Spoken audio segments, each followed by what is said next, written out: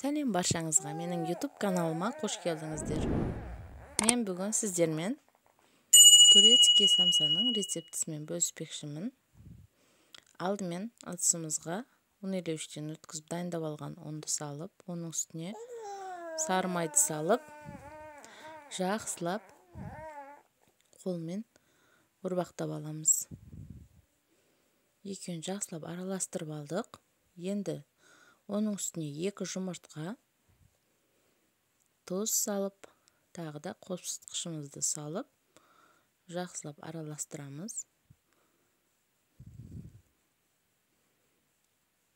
Оның үстінен үлкен ыдыста қаймақты саламыз. Барлығын жақсылап араластырып, осылай жұмсақ қамыр жасап аламыз.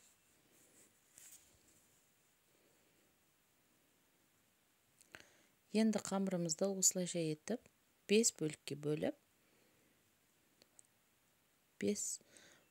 бөліп алған соң тоңазытқышта қойып қоямыз, мұздап тұру үшін. Енді етімізді дайындап аламыз, ішіне салмасын. Ет тартқыштан шығарылған етімізге азғантай пиязды үккіштен өткіземіз. 1 картопымызды өткіземіз. Оның үстіне азғантай тұз, зіра, қалаған дәмдеуіштерді салып, жақсылап араластырып аламыз етімізді. Міне араластырып алдық. Енді оны да 5 бөлікке бөліп қоямыз.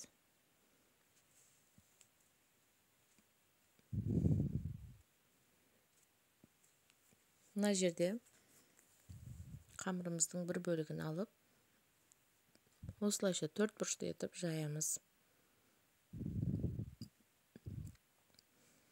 Жақсылап жұқа етіп жайып алған қамырымызды 5 бөлікке бөліп шығамыз.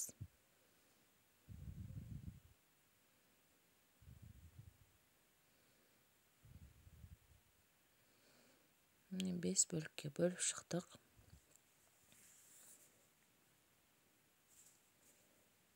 Енді оған 5 бөлікке бөліп қойған еттен кішкентай салып,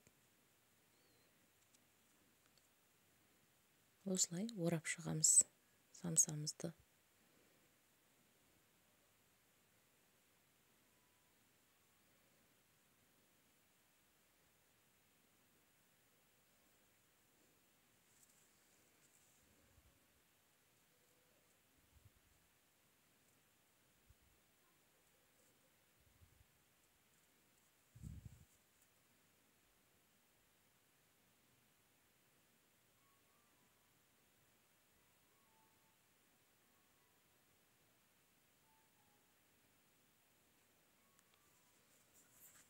Бұл самса ауызда еритін, күмбірлеп тұратын, дәмді керемет болып шығады. Міне орап алдық самсаларымыздың барлығын.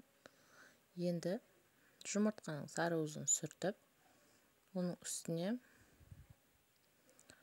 қара мен ақ күнжітті сеуіп шығамыз, әдемілеп.